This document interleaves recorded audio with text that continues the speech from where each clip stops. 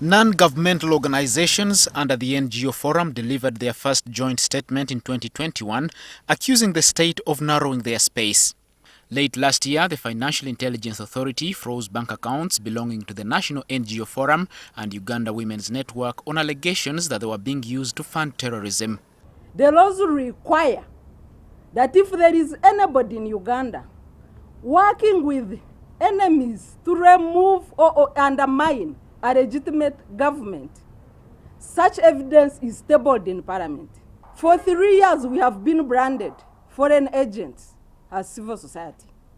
The government is out of order, and it needs to follow the laws of the country or change them. Before a matter, an account, for example, is frozen, they write letters to the affected entity to make a response. It is not possible that they just came overnight and closed. I don't know any law in Uganda which says police first tables its findings to Parliament to approve. A January 4th letter from FIA Executive Director Sidney Asubo to the Permanent Secretary of Foreign Affairs Ministry, Patrick Mugoya, justified the freezing of the NGO accounts and arrest of human rights lawyer Nicholas Opio.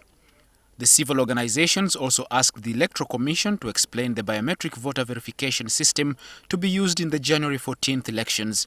Last year, President Museveni said he fired the Commission's senior officials over reports of a corruption scandal involving the procurement of the biometric voter verification system used in 2016. I don't know whether this technology has arrived. We do not know whether you as media have witnessed arrival of this technology. We do not know the type of technology we are going to use on 14th January. It emerged in that election's Amama Mbabazi petition that the system could not provide data backup to audit the final outcome.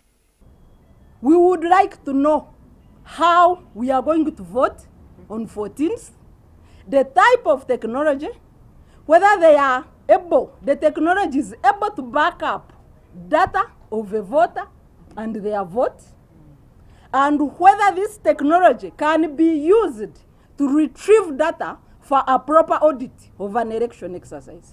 However, in response, the Electoral Commission says the biometric voter verification kits are still being assembled and more information would be provided. I don't think it would be prudent for the Electoral Commission to begin giving you all the details on how it is securing the ballot.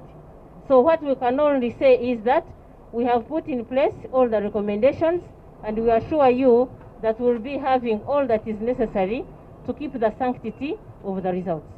The Electoral Commission Act requires the Ministry of Justice and Constitutional Affairs to make regulations prescribing how the technology will be used and table them before Parliament, something that is yet to be done with just 8 days to the polls.